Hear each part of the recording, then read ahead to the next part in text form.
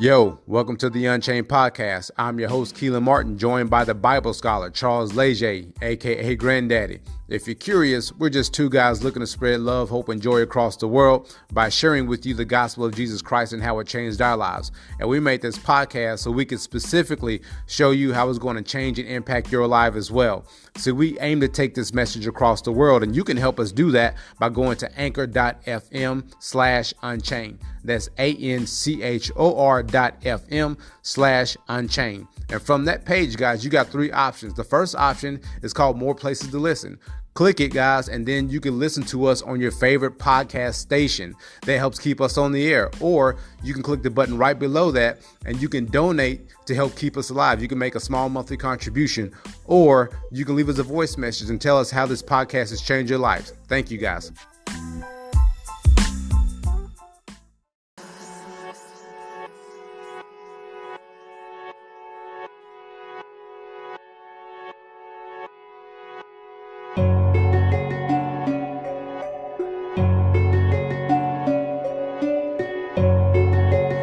Hey guys, welcome to the Unchained podcast.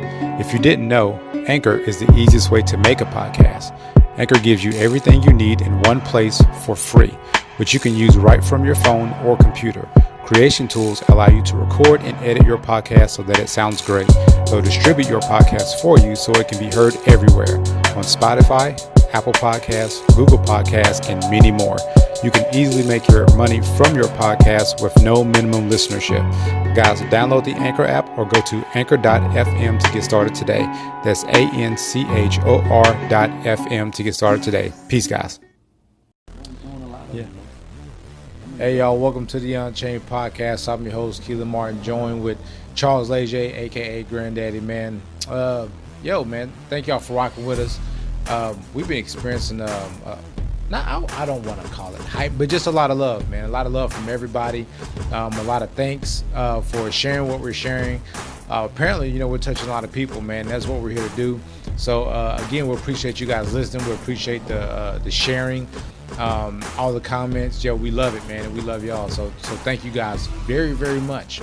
Also, remember, man, you can find us on facebook.com/NoChainsOnMe. Then, of course, if you want to download the podcast, you can find us on pretty much on most of your bigger podcast channels, Apple, Google, Spotify, Stitcher, many more. If you look on our Facebook page, you can find, I think maybe 9 or 10 different avenues where you can reach us at anchor.fm/unchained, right? So episode 23, man. I want to address episode 23 with a question. I've been talking with my, I call them my squad, my ministry team. We talk a lot about, we talk every night. We address different topics, really about like what I want to pour into them. What we feel is the word for the people that we speak to. There's just a lot of things that we address in means of growth spiritually, intellectually, mentally. Because it's important. So we want to address tonight's podcast with the question of, do you want to be great? That's the question that I actually asked my team, and we said it in context of Sunday's tragedy, and I can't highlight it as like a big tragedy because we lose lives every day, but it's no secret now that Kobe Bryant passed away, and condolences to his family, his wife and kids, and all the other families who lost loved ones. I don't know their stories, but somebody's daughter, somebody's wife, somebody's kids were on that helicopter, man. So there's just a lot of families hurting right now. So we just want to cover them in prayer. And we just, pray that God gives them the strength to make it through this time, because, I couldn't imagine. However, I wanted to ask that question of do you want to be great? And I want to address that in several different things that had come to mind during Sunday, and one of which was James 4:14. And James poses a question. He says, how do you know what your life will be like tomorrow? Your life is like the morning fog. It's here a little while, then it's gone. What you ought to say is, if the Lord wants us to, we will live and do this or that. Otherwise, you are boasting about your own pretentious plans, and all such boasting is evil. Remember, it is sin to know what you ought to do, then not do it. Now that particular that those particular verses, I had come to my mind, and it actually touched my heart in the sense that we all have the opportunity to be great. And the reason why I paralleled that with the incident that happened with Kobe Bryant's helicopter is that I didn't necessarily want to dive into whose fault it was, or any of that stuff like that, but just a couple of things that I saw from all the news feeds and the amount of people that were touched that were close to him. But the one thing that I saw that really got my attention, and we talked about this on an earlier podcast about legacy, but you saw him instilling his legacy and imparting his legendary acts and achievements into his daughter. And I think that's a trademark of greatness, that not only that a person should try their best to achieve greatness, not only do they pour themselves out to achieve greatness, not only are we called to be great men and women of God, but there are some people who aspire to be great, but you can't take that greatness like to the grave with you. I believe a person should instill that in others. There's a lot to be said about what you leave behind for others. I think it is probably one of the most selfish acts to live a life and leave nothing behind for those who loved you, those who supported you, those who cared about you. Me personally, we talked about this before, that when I leave, I want to leave a footprint on the world. I don't want to be remembered by a tombstone with my name slathered on it with a dash and two dates. I would care less if you scatter my ashes across the dirt. But when you say my name, or when you mention Unchained Motivation, I aspire to have that name touch the hearts of many, where when they look back and they say, oh, like, what did they do? There should be a laundry list of people that we touched, that we serve people. We didn't do it for superstardom or to become superstars. We didn't do it to boast ourselves, but we did it in such a way where we came to serve. We cared enough about people to where we cared to carry them across the line from hell to heaven. That we poured so much into people that they gave their life to Christ, that they wanted to look at life from a different perspective. And I think when we really sit down, if you've never really thought about your entire life in context, or if you've never investigated like what you do from day to day, I think it is foolish, because James says your life is like the morning fog. It's here for a little while and then it's gone. And I think a lot of times that we read the news, we see the news, we see what happens to other people, all the while we think, this could never happen to us.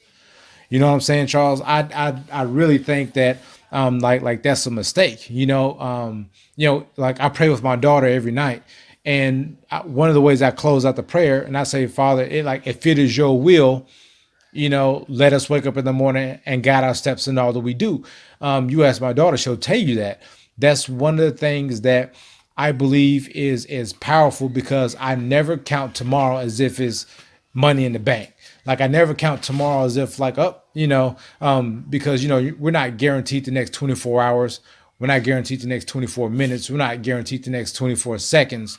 So that's where it came to me asking my team, do you guys want to be great? Ask yourself, do you want to be great? And if the answer is yes, and here's the thing, I want you guys who are listening to be honest about if you want to be great, because if you say yes, I want to be great, then you have to pay the cost to be great, Charles. A lot of people say they want to be great, they want to do great things, but this is not something you put on layaway. Like greatness comes with a cost. Greatness comes with an all-out sacrifice, an all-out abandonment, an all-out outpouring of who you are into the thing that you wish to accomplish. Like you can't say I want to be great and say, well, you know what, I'm gonna put that on hold, because the moment you become lackadaisical and trying to achieve greatness is the moment that you let 1 week slip by, you let 1 month slip by, you let a whole year slip by, and before you know it, you 45, 46 years old talking about like, I don't know what I did with my life. Like don't be so self-absorbed like with the world and what's going on, like like you get so caught up in your day-to-day that you forget like you may be married, you may have kids, so like what are you doing like to leave behind for them? Because if we're looking at, and it's not even just Kobe, I said this the other day, like we look at MLK, we look at Kobe, we look at Mother Teresa, we look at Billy Graham, like as long as you say their name, their family can stand on that forever. You see what I'm saying? Like they can stand on that name. Yeah. They can stand on greatness. Yeah. Because they poured themselves out in order to do something great. Like it's not rocket science. You know what I'm saying? It's, Luke 6:38 says, give and it shall be given. You know what I mean? So the more you give into that thing that you want to be great at, it comes right back to you. Like God will cause men to pour into your bosom, so much so that it's going to be hard enough to receive all of it, but that person becomes a conduit, like a person that which God uses to bless the entire world. If so, your main mission is to serve. Like the greatest people serve. Yeah. Jesus said that. He said the greatest among you is a servant. You know what I mean? So if your life is not about serving and helping others, then there is a part of you that is just living for you. Yeah. Yeah. There are plenty of people who are very successful, who do great things for themselves, who make a whole lot of money, and you've probably never heard of them. And then there are plenty of people who achieve greatness in serving others, and their legacy lives on. I would say Martin Luther King is an example of that. I would definitely say Martin Luther King before I would say Kobe Bryant. But it is sad. I do agree with you that it is sad what happened. It is especially sad that his daughter was with him and that all these other children were on the helicopter. A lot of young lives were lost. For me, when I started hearing about it, I started to really think about how people become so consumed with this hype, like, oh, I'm so sad Kobe Bryant died. You didn't even know Kobe Bryant. The only thing you've seen him play basketball on TV. You're not so sad when your children are strung out on dope, but you sad because Kobe Bryant died. Like right. Our priorities as a people are so confused. One person whose priorities were not confused was Kobe Bryant. That's right. Why he accomplished what he accomplished. So you talk about greatness. There's no way to achieve greatness without self-awareness and hard work. It doesn't happen. It's not possible. It is not possible to achieve greatness without sacrifice. Yeah. I think of a man like Kobe Bryant. We'll use him as an example. I think of all the sacrifice, the things that he accomplished. The reason he accomplished them is because he sacrificed a whole lot to accomplish it. Yeah. Hard work every day. And I honor him for that. And please don't mistake what I'm saying. It's sad that he lost his life. But people become so... It's been on the news for 4 days now. Right. There's so much other things that are going on that are... I hope y'all don't take this the wrong way, but are so much more important than that. People die every day. We're not talking about, like you mentioned earlier, the 16-year-old girl who got in a wreck the other night and died. That didn't even make the news. Or the red flag law that was passed in Massachusetts, and the cops shot a fella who owned guns legally because his neighbor called the cops on him, said they were worried about him. Cops showed up at his house, confiscated his guns. They shot him in his house in front of his family. That didn't even make the news. It made Fox News, but if you don't watch Fox News, well then you probably didn't even make the news. So it's not to downplay Kobe Bryant's death, but it's to sit back and say, man, where are my priorities? I want to achieve greatness, but I'm distracted by something that really is irrelevant for my life. Right. I say that because I've come to this place in my life where I'm not going to be distracted by those things anymore. Yeah. And I know what it's going to take to achieve greatness. I'm going to step back from everything that's going on in the world. And this may sound cold-hearted. You could take it really however you want, but I don't have time to worry about all that other stuff. Right. It's not a part of my life, and it's not affecting me and where I'm going. What is affecting me and where I'm going is my work ethic, my beliefs, my values, my moral integrity, my priorities, my sense of self. I am completely aware of myself. I'm completely aware of what makes me tick. I'm completely aware of what makes me fall short. Or what makes me fall short. I've become completely aware of what distracts me. One of the things that I know could possibly distract me is what we're talking about right now. Sitting there looking at all this negative news, sitting there looking at how Kobe Bryant died and his daughter and these children in this helicopter. It is sad. Sitting there looking at the coronavirus in China that has already killed 100 people. They haven't had 4 days on the news about these 100 people that died in China. That's sad. Sitting there looking at all these other things that are going on in the world, that can absolutely distract me from what really matters. If I want to achieve, if I want to achieve greatness, if I really want, I truly believe that if I really want to follow Christ, I don't have time to allow those things to consume my life. Not that, and the reason I'm talking about this is because I've sat back and watched people who are absolutely consumed with it. Yeah.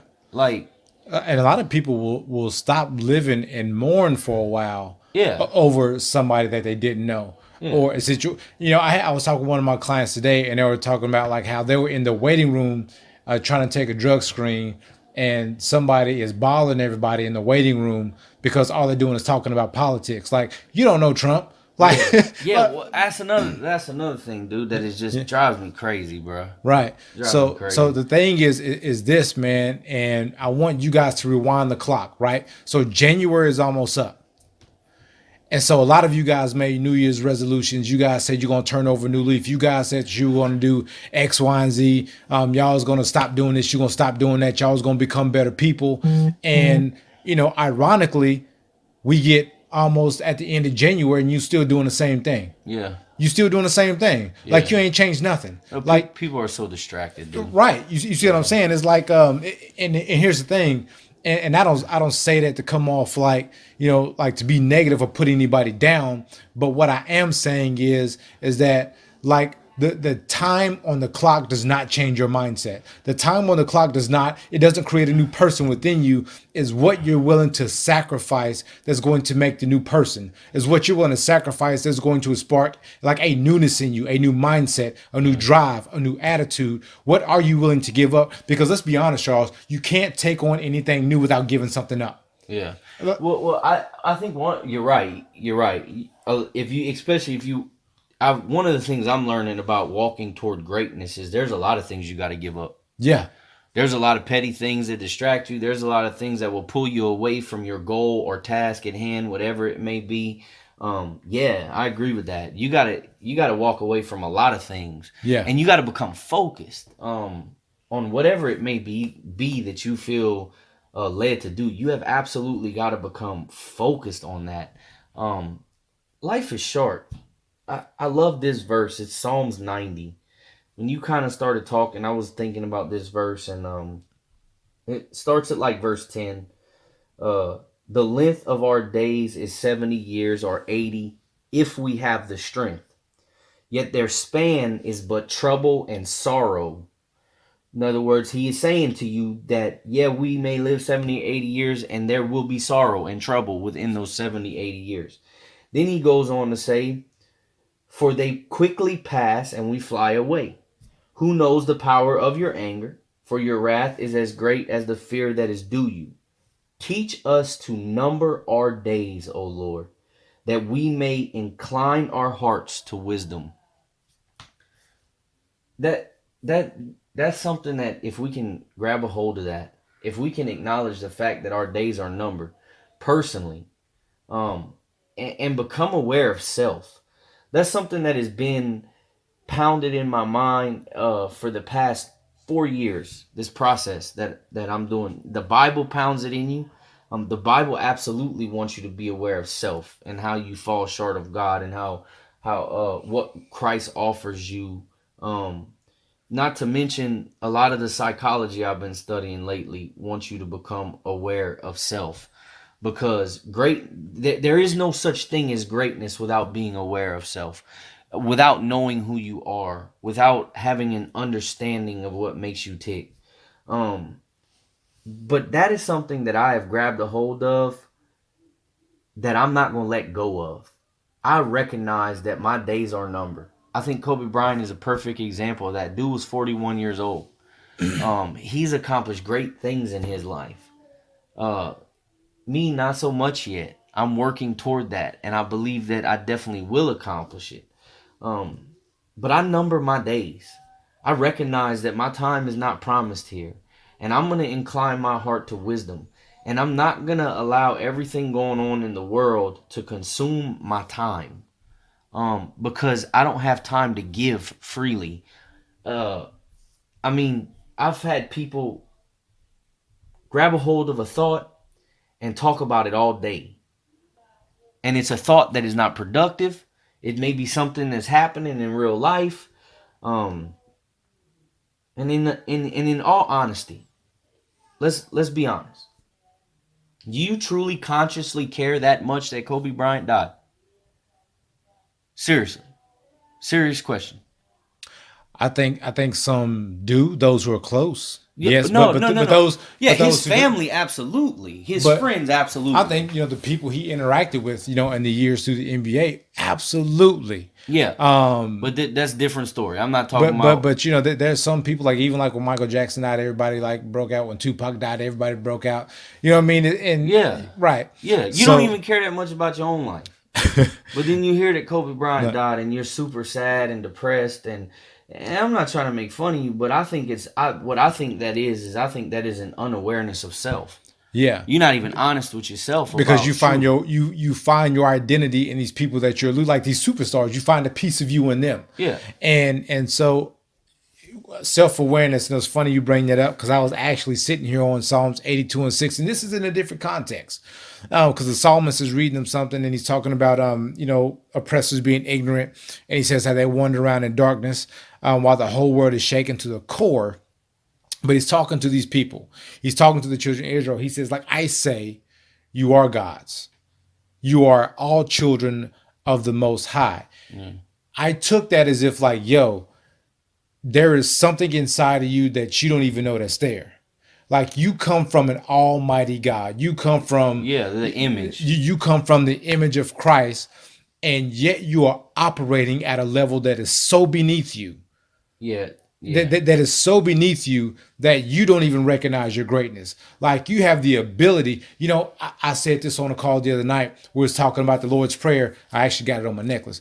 But we was talking about the Lord's Prayer, where it says, Our Father who art in heaven, hallowed be thy name. Thy kingdom come, thy will be done on where, Charles? On earth as it is in heaven. Right. So why do people talk about running away to heaven when Jesus is clearly saying that you can bring heaven down? Yeah, but the same people who talk about running away to heaven when they're faced with death are absolutely terrified. So there is a huge conflict in that. It is, but what I'm saying is like Jesus is saying, like, you have the power to call heaven down, like right here. Yeah, you have the ability to walk in what Christ walked in. Hey, dude, you took the words right out of my mouth, because a lot of people talking about, I don't believe that Jesus gave sight to the blind. He made the deaf hear. He made the lame walk.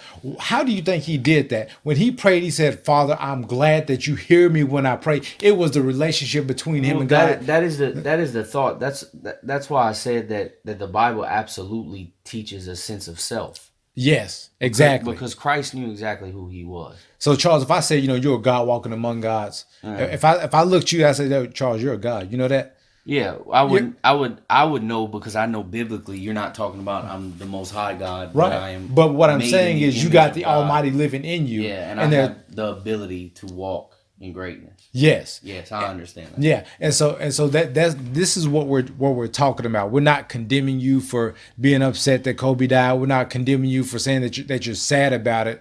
We're not condemning you at all. No. I want people to be aware of what is truthful. What is truthful in your life. Because here's the thing, developmentally, there are things unconsciously that hinder us.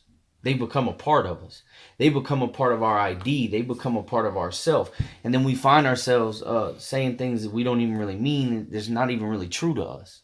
Right. Yeah. Right. So what we're saying is you could have the exact same impact, if not greater. Yeah. You can have such an impact on people.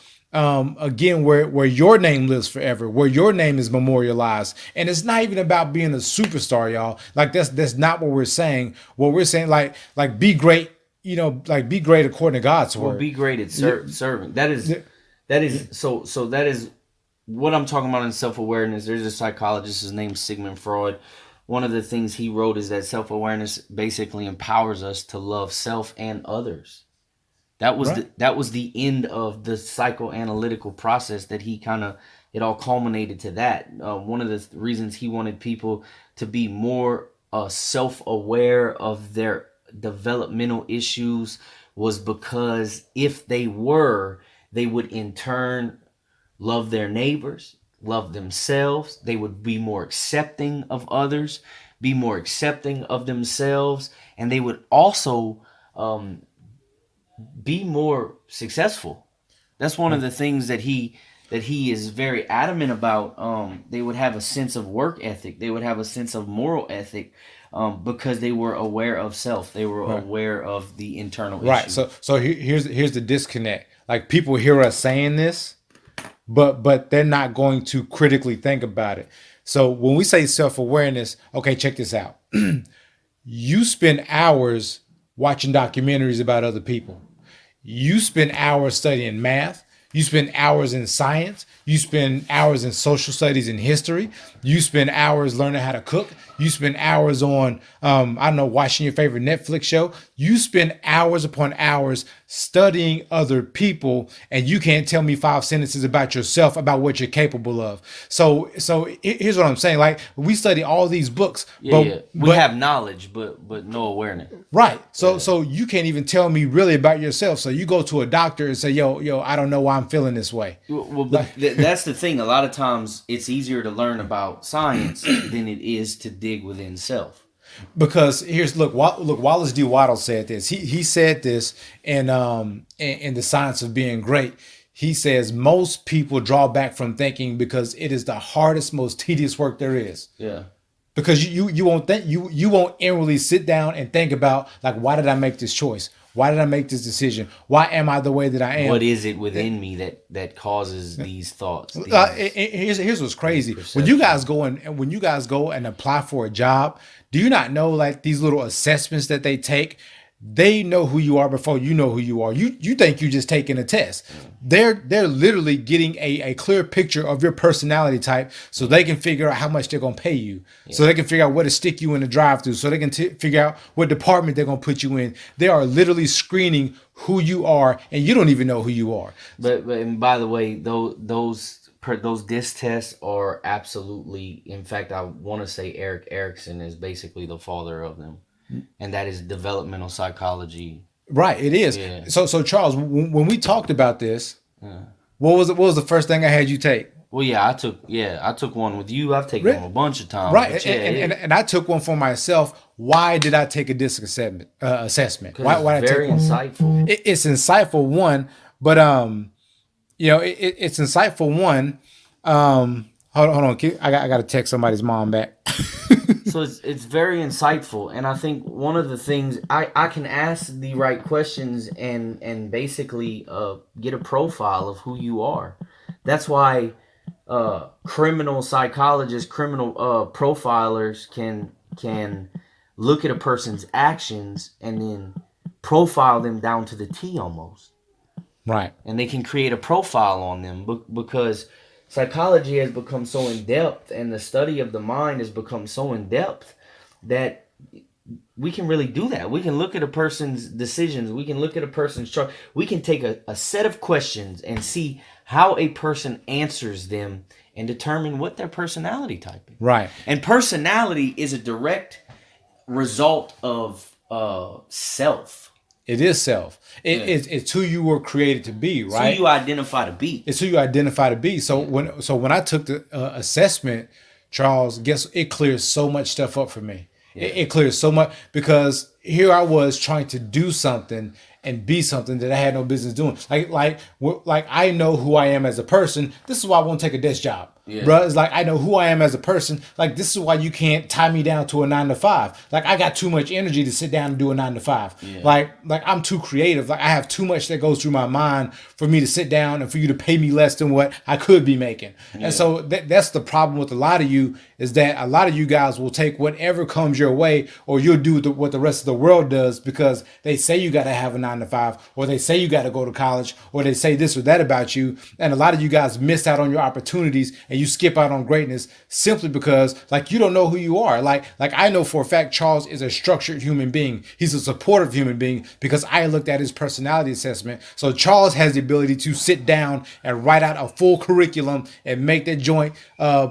he can make it precise to the T, where look, I don't have that, dude. Yeah. Like my mind is a million different places at one Yeah, time. yeah. That's not my joint. So I know that what is my superpower, what I am great at doing, is that I can go into a room, I can take somebody who's at their lowest point, and I can bring them up to the surface because I'm able to speak into their life. You are that charismatic. That is your, right. Like my deal is people. I'm a people person, dude. Like that's my personality. Yeah. So I am good at building up and encouraging and motivating people. So a lot of people, they cling to me. Why is that? Because I got what they call like juice, dude. Like I'm like an energizer, dude. I can plug into somebody, and before they know it, I can have them believe in something that they never thought they could believe in. And it's not. I don't try to go and manipulate people, but it's just the ability to speak into their life. Right. So I am persuasive enough to say, yo, like you're not trash. I don't care who said what about you. Like you got talent, you got ability. But that is why you've probably done so well at physical training.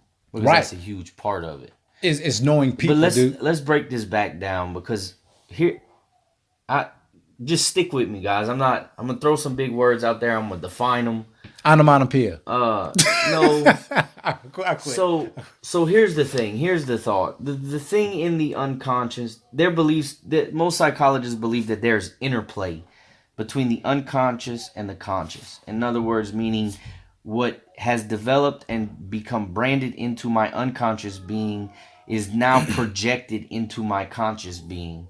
In other words, the way I act, the way I behave, the things I do, all have happened because of developmental stages in my life and experience. Right. Here's what being aware of self does.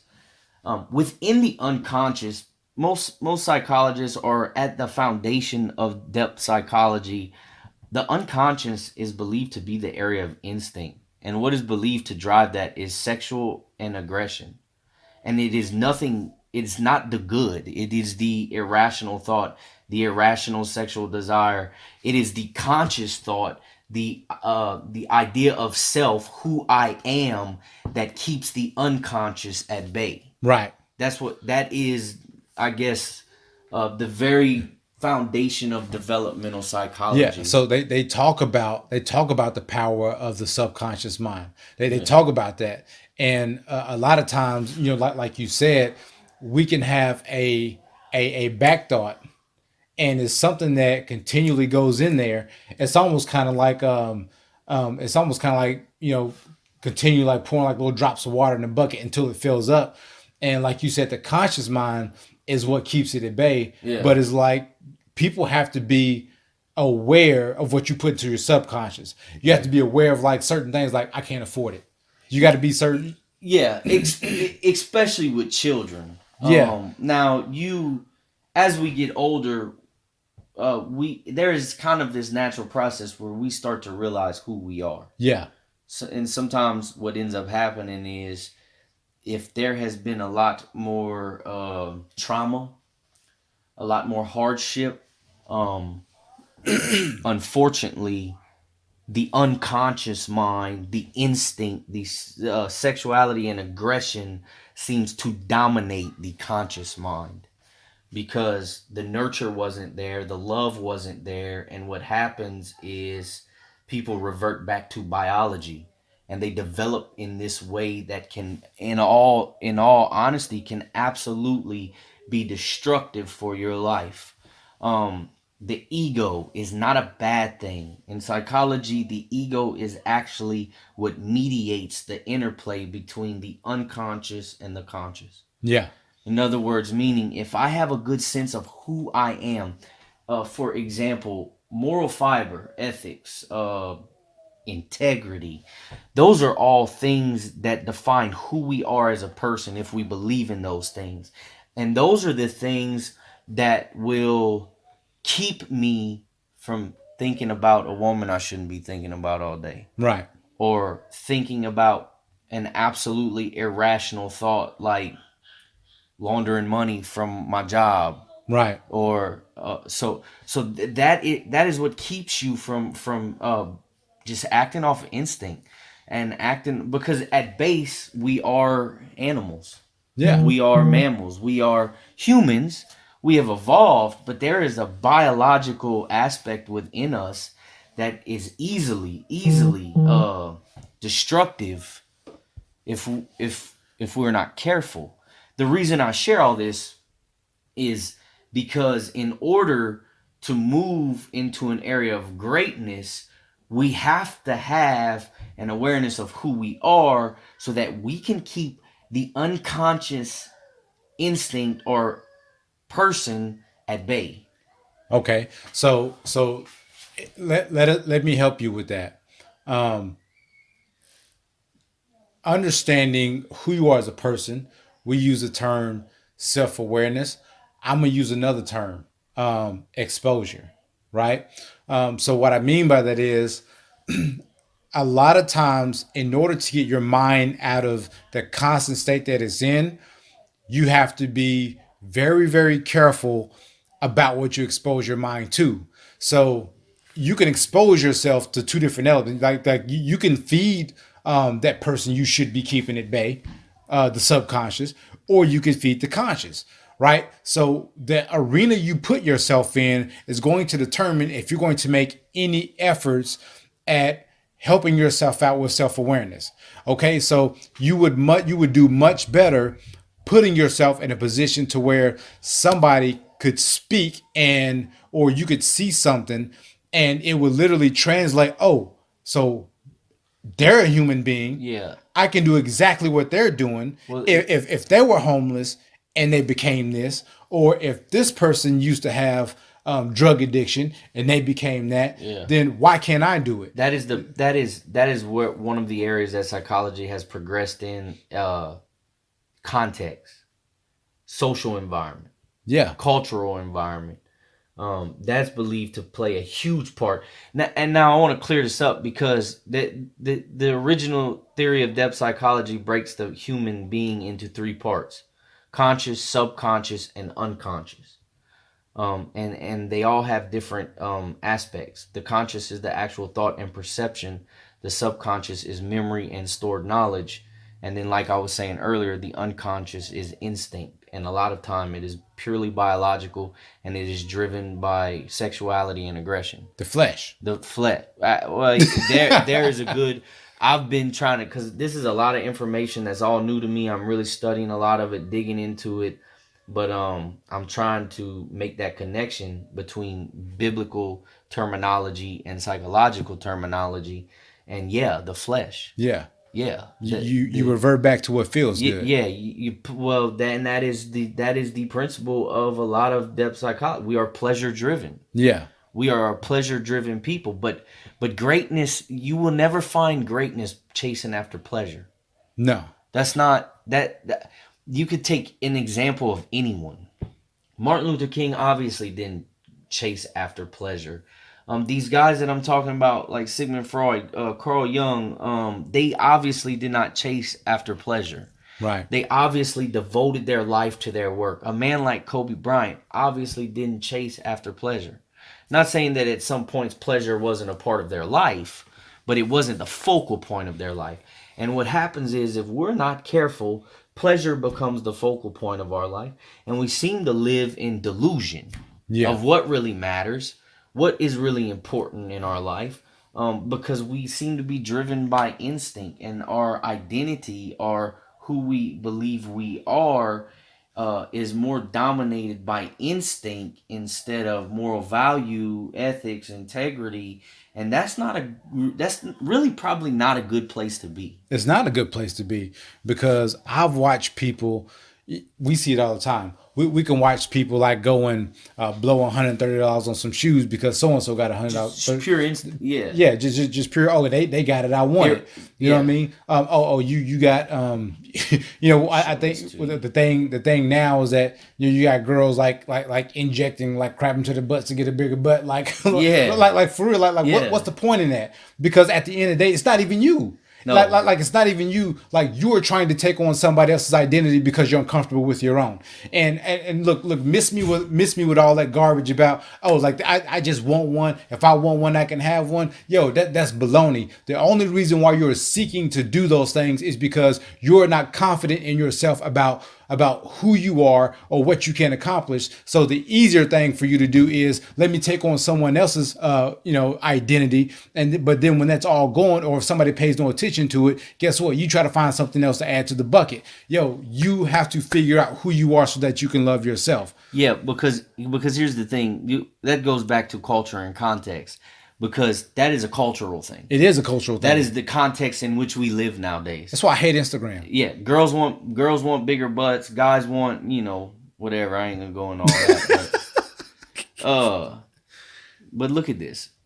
So this is the diaphragm. This is what Freud thought. This is the unconscious. This is instinct, sexual and aggressive. Fears, unacceptable sexual desires, violent motives, irrational wishes, immoral urges, selfish needs, shameful experiences, and traumatic experiences. These are the things that reside within the unconscious area of our mind, and they are believed to completely affect our life. Yeah. What you were just talking about, context, culture, the culture that we live in promotes that. It does. The culture that we live in promotes the worship of men. Yeah. That's why, and guys, please don't mistake what I'm saying. It is sad that Kobe Bryant and his daughter died, but it has been on the news for 3 days. Right. It has taken first place over other matters that are just as equally important. I don't care what you think. The 15-year-old kid in the middle of the hood that got shot last night, that is never going to make the news, is more important than Kobe Bryant, because culturally we make it more acceptable to put Kobe Bryant on the news for 3 days when kids are out there killing one another.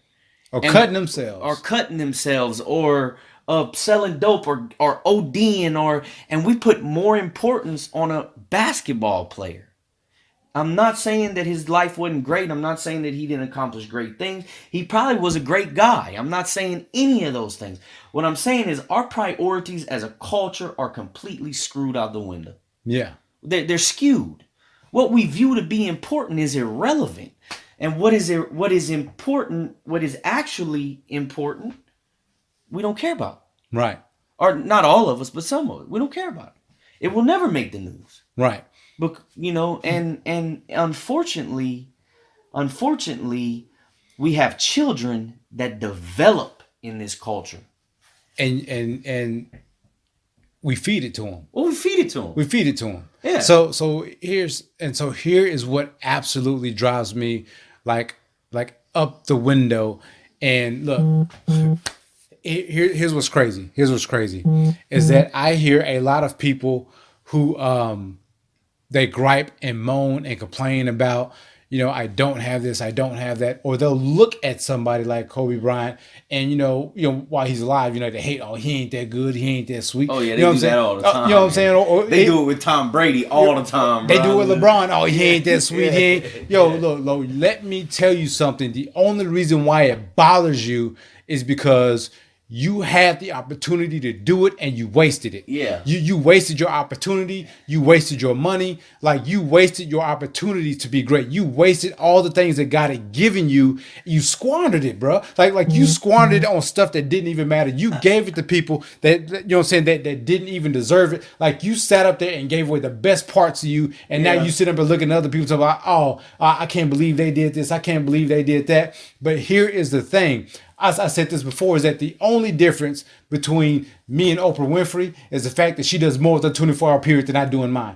The only difference. She bleeds like I do. She has flesh organs like I do. The only difference between you and the person you're hating on is simply the fact that they do more of their time than you do with yours. I'll say this also. The person you're hating on probably isn't hating on anyone else because they've recognized they don't have time for that. They too busy being great. I don't have time for that. They too busy being great, Charles. I don't have time to worry about someone else's life. And that's one of the things I was talking about earlier, the distraction.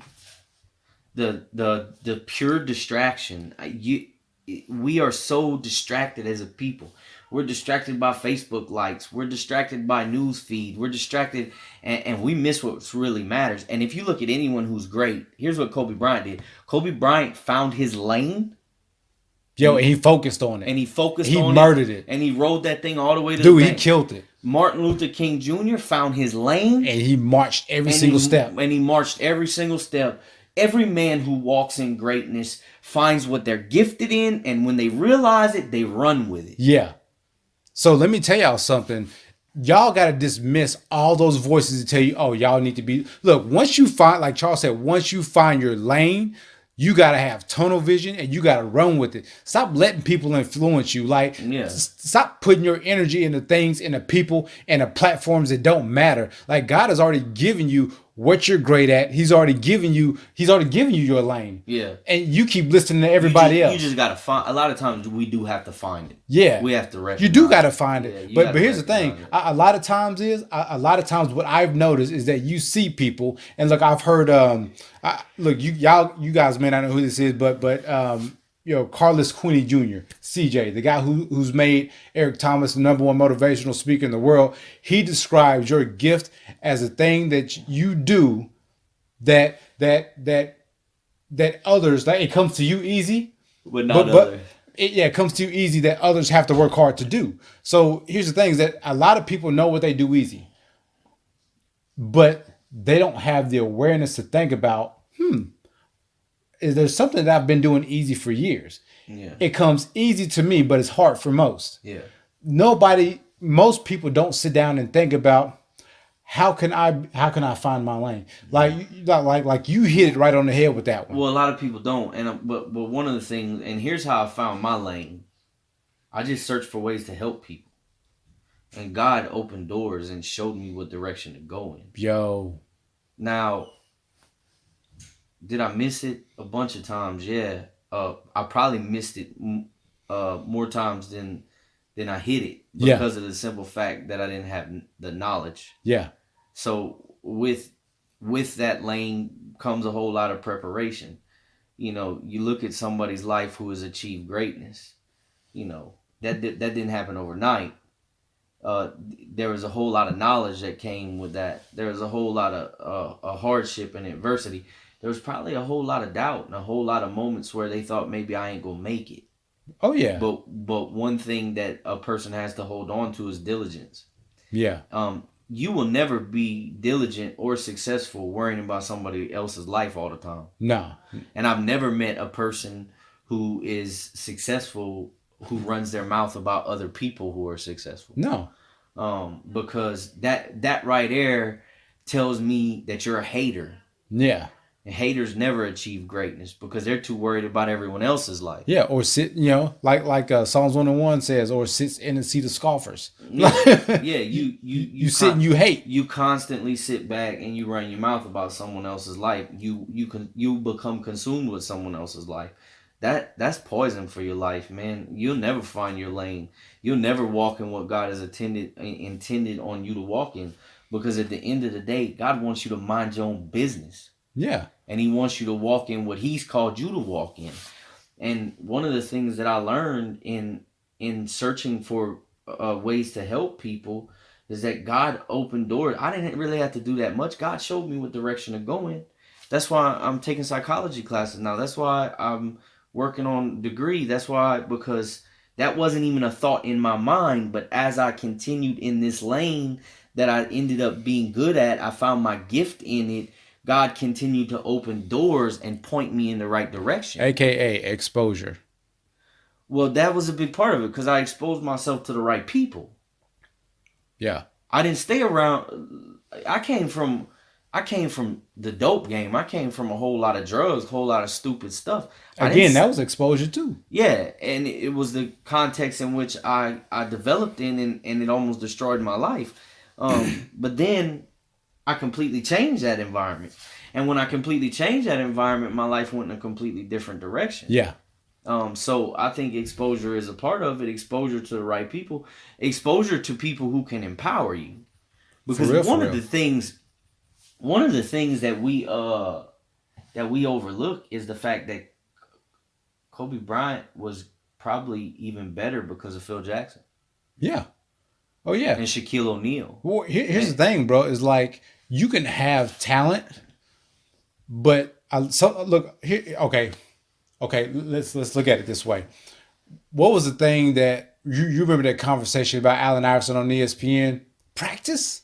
He didn't want to go to practice. Yeah. Now Allen Iverson was talented, bro. He was super talented. He was sweet, but he stayed in trouble and he had a bad attitude. He didn't want to go to practice. Here's the thing: talent has to be sharpened and strengthened.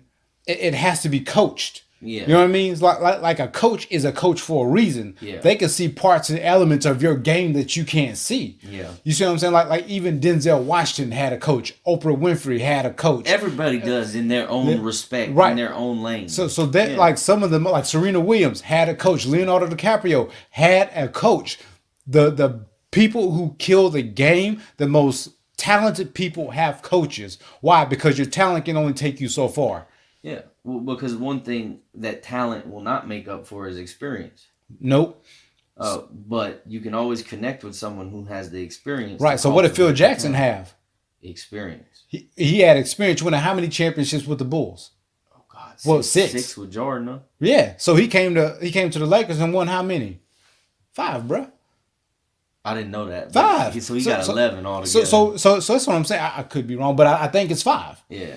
So he takes his championship experience with the Bulls and brings it over to the Lakers. And then he takes the talent of Kobe Bryant, Shaquille O'Neal. And some other players. I mean, Derek Fisher and some other cats, that I can't remember. But so and then he absolutely runs with it, and that is what created a championship team. Exactly. And that is what creates greatness, is humbling yourself under people who have the experience, hard work, diligence.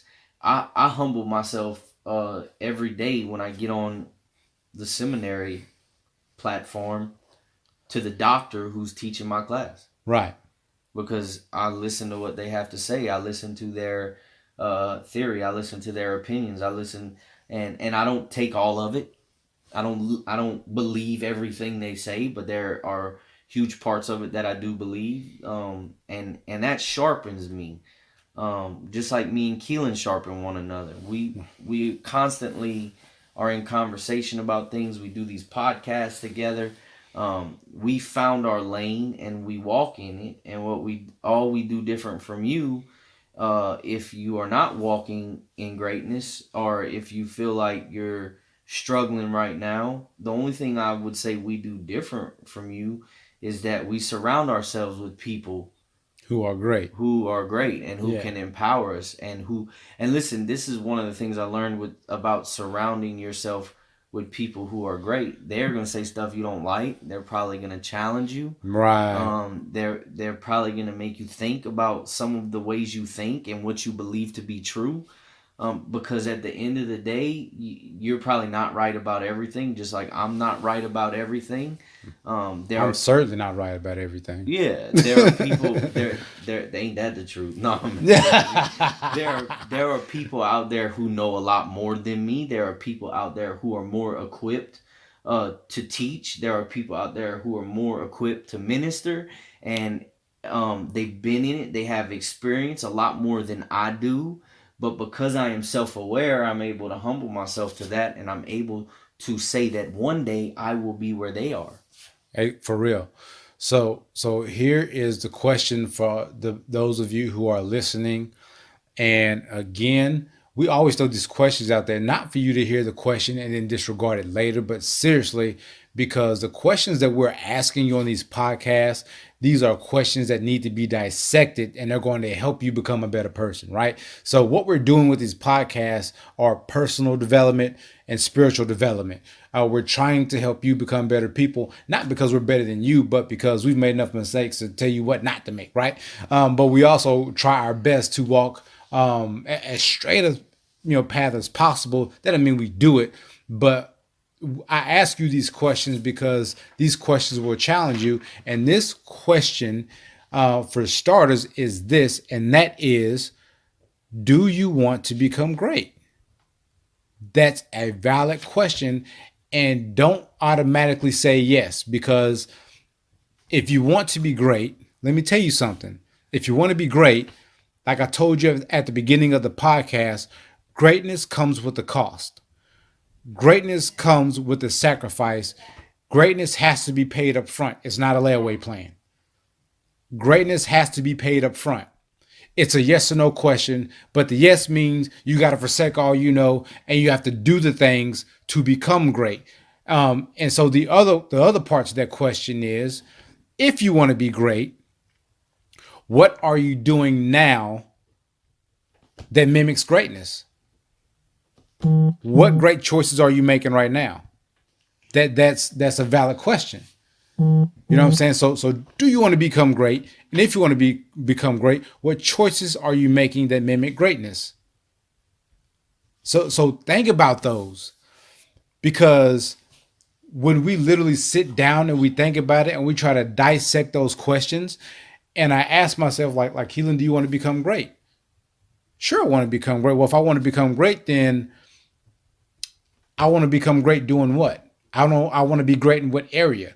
Like, how do I want to influence and impact the world?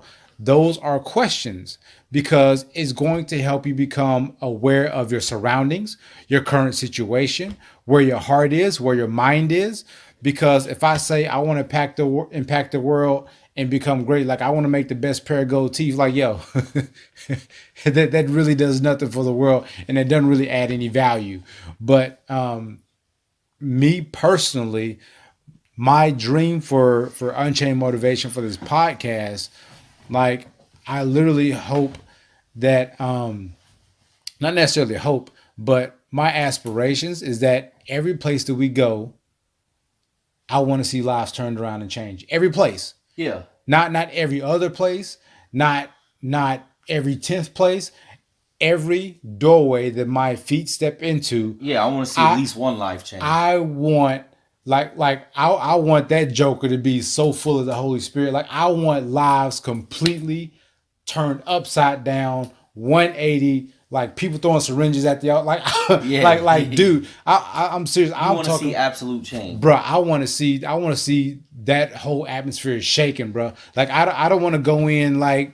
I don't want to go in timid. Like when I go into places, like ask people who see me speak. Like I pour myself out to the point where I'm exhausted. Like I give my all. Like that's just how I am. So like that is my aspiration for the ministry, like for this podcast. Like I love the fact that I get people that message and say, yo, like this podcast crushed it for me. Thank you guys for stepping out on faith. Like that, yo, you did nothing but give me more juice.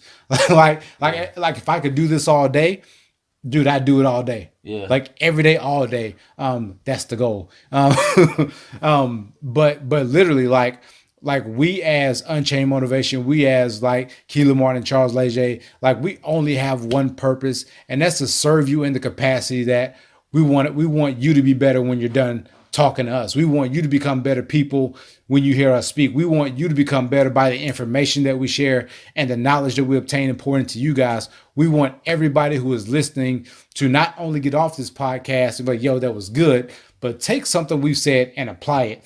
Literally take the question of do you want to become great and literally dissect the question and try to become great. Like, don't just listen to it I mean, yeah, we like the likes, we like the shares, we like the fact that you guys are following us. Again, we appreciate you, but also there should not be one person, like, you are doing yourself a disservice if you're following up this podcast every week and you're not taking what you're hearing and applying it, because everything that we're giving you, you may not like reading the Bible, but all the stuff that we give you comes directly from the Bible. We just make it digestible for you to take it in. Bible or psychology. Yeah. So, and I'll probably give you a lot more of. I'll probably give you both Because he's a nerd. As it progresses, I am a little bit of a nerd, but I would like to close with this. Okay, let's go. So I'm talking to a buddy of mine today at work. We're talking. I don't even remember how we get on the subject.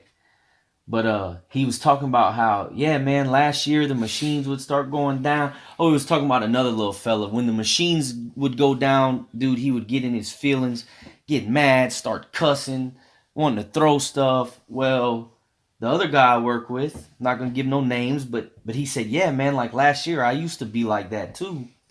But I kind of just stopped back. I kind of stepped back and I thought about it. And he was like, I don't want to be like that anymore. Right.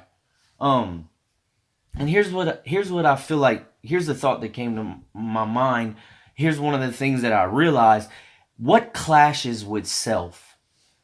Most people, him for example, he has an understanding of what's right and wrong. He has an understanding of integrity and moral fiber, and his action and his behavior, his outburst of anger, he recognized that clashed with who he was. Right. And he didn't like it. So he did something about it. That is the step, or that is a step towards self-awareness. I want to make what we're talking about real practical and real applicable for you. What is it about yourself, about your life, your thought life, the way you perceive things? What is it that you don't like? What is it that clashes with who you identify as, who you believe you are, self, your sense of self? Become aware of that. And then ask yourself why. I'll give you an example. When I was getting my life together, I recognized that I had, and I still recognize that I have some serious trust issues at times. What I came to realize is that's not really who I am. I have the ability to trust people. I have the ability to love people. I have the ability to open up to people. So with a lot of soul searching, a lot of self-awareness, I started to realize that I have these severe trust issues because of life experience. Because I didn't trust my mom. I had trouble trusting my dad because of things that I went through with them. That became something that developed into my unconscious man. And it became something that I wasn't even aware of at times, but I still walked in it. And learning that that was true about myself is what helped me move past that. And it's what I'm going to tell you right now. I'm going to make a very bold statement. It is one of the reasons why I am where I am today, because I started trusting people regardless of what I felt, regardless of what my emotion may have been, because I acknowledged it and I recognized it as a developmental issue that happened to me because of what I experienced in life. Right. And I was able to say that, you know what? There are people out there that I can trust, and I don't have to be like this, regardless of how I feel. In fact, the word is sublimate. I was able to advert or modify my instinctual impulse and step into a higher level of thinking. That is what the word sublimate means. Self-awareness gave me the ability to do that. I want y'all to be aware that he tried to explain sublimate with about 5 or 6 other big words. Oh, okay. But that was a good point, though. That's the actual definition. It's a good point, though. It's a good point. Sorry for the big word, y'all, but that's the actual definition of sublimate. I just thought that was funny. but no, that's a good point. Again, look, Charles.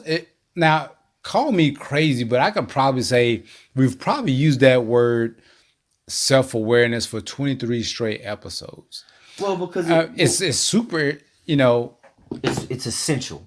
The Bible is built around self awareness. Yep. Here's you. I don't know why I'm drawing on this paper like people can see it. Here's you. You're at the center of this little circle. Here's God. He's all around you, and the first thing He says to you is become aware of what? Sin. Yep. Self-aware. Yep. And then repent. Turn from it. Change. Christ walked in what Christ walked in because of what? God, I thank you that you hear me.